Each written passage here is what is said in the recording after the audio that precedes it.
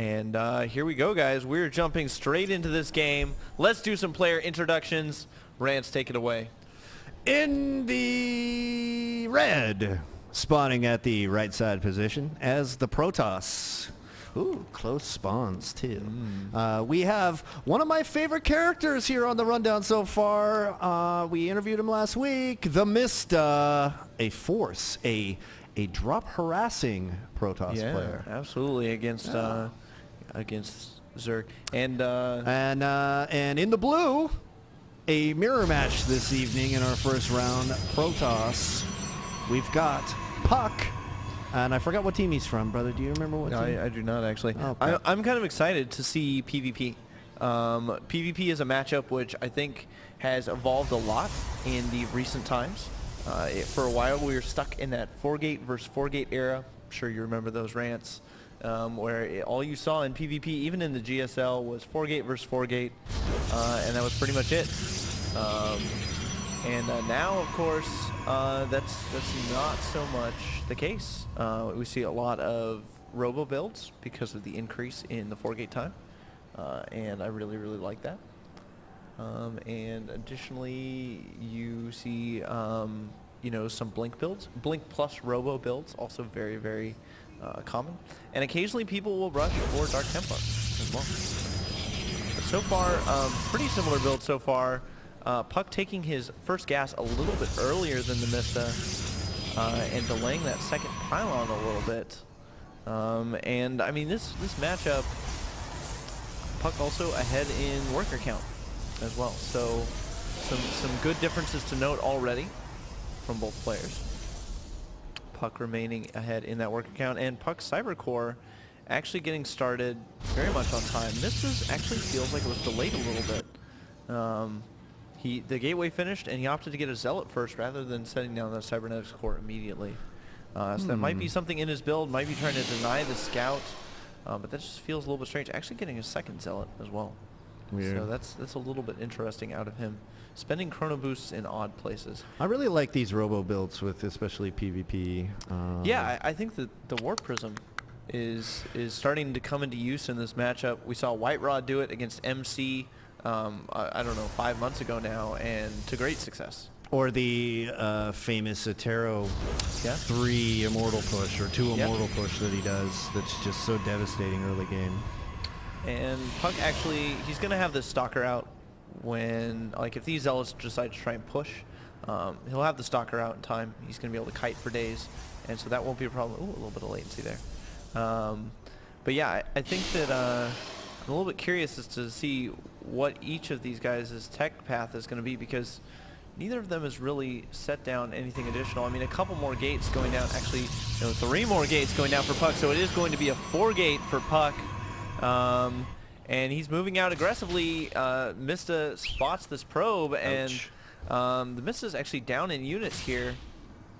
Or I'm sorry, up in units rather. puCK was down in units, but the Mista pulling back, with his units. And he's not going to be too happy that he did not get to drop that proxy pylon, but of course if he drops it right here, he can warp it on the low ground that is actually really close to your opponent's base. And the Mista now has to be wary, so he's poking out with his Stalkers looking for those proxy pylons. All right. We do see actually the Twilight Council going down for TheMista. Wonder if it's going to be a quick blink play.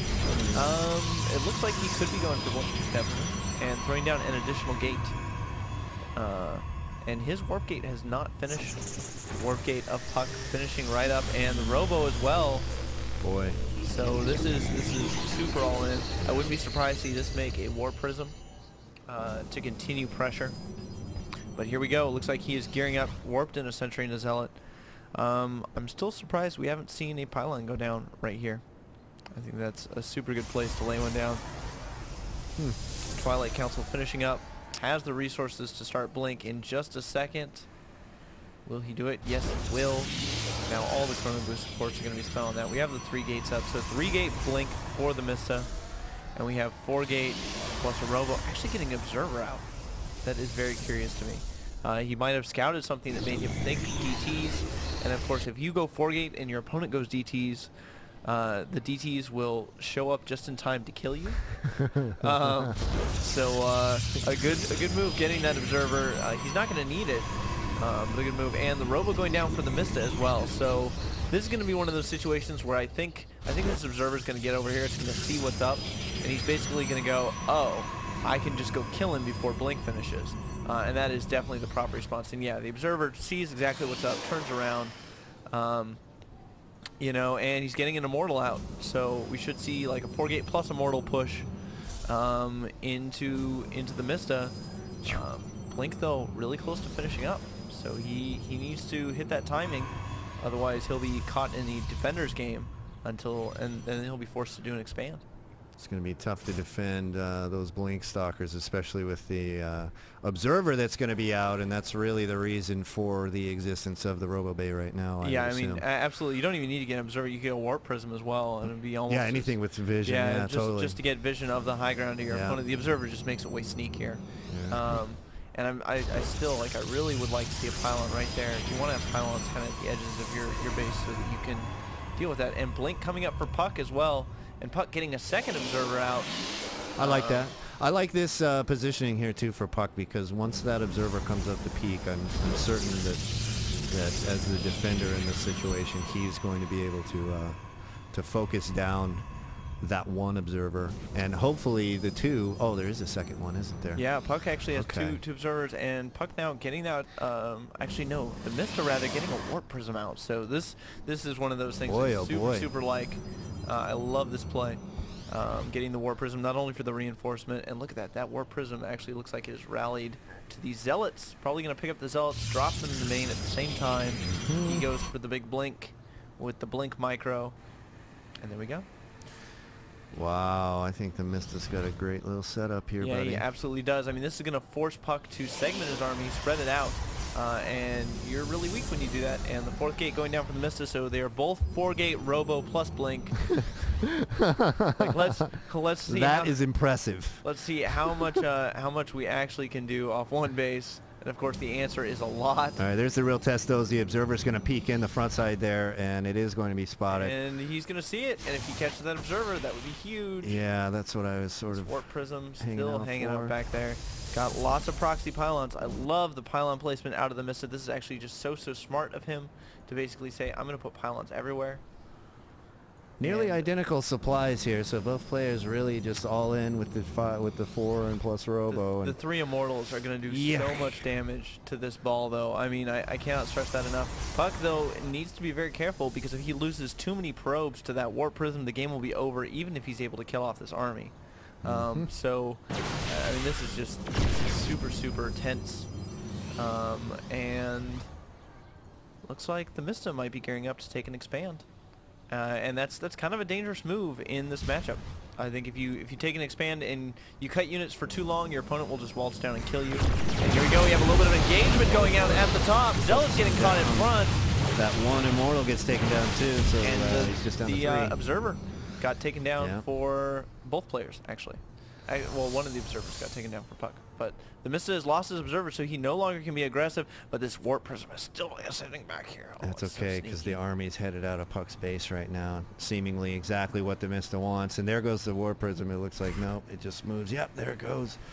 And this is exactly what the Mista wants. puCK's entire army's out of the base. Now he's going to drop those Zealots in. Yeah, and he just did a full warp in over there. And look at this. The Zealot's doing so much damage on this probe line. Will he turn around? No, he's just going to go for it. And all the Mista has to do right here is hold. That's all he has to do is defend. But 3 Immortals, that is so much damage. Zealot's targeting fire down the Immortal for the Mista.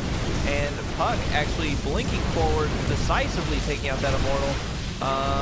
He might be able to clean this up, but look at the economy. He's got nothing left. He had to evacuate his probes. They're chilling in the middle of the map. And puCK is pushing up the ramp here. Needs to have a little bit better Blink Micro. Starting to lose some of those units. The health's very low for everything here. And I am not sure who will come out on top. Probes being pulled down. Yep. Oh boy, and it looks like the Mista is going to be able to hold. I can't believe he let that Nexus finish down low, though. Yeah, I mean, he let the... Actually, no. Look at this. puCK just waltzing right up the ramp. Says, I have 3 Immortals, and there's not a lot you can do about it. Great Immortal Micro there out of puCK. needs to start targeting down those stalkers. Zealot's being warped in right on top. Interestingly enough, buddy, the probes from puCK are about to enter the base here too. So puCK bringing his probes into the fight as well. We're gonna have a probe versus probe fight, but look at this, TheMista using the micro and the warp prism to save his stalkers from the immortals and the GG. So TheMista takes a 1-0 lead in the series. Wow. Bling bling. Well, it's, yeah, I mean, it doesn't get that much more all in than that. Bling.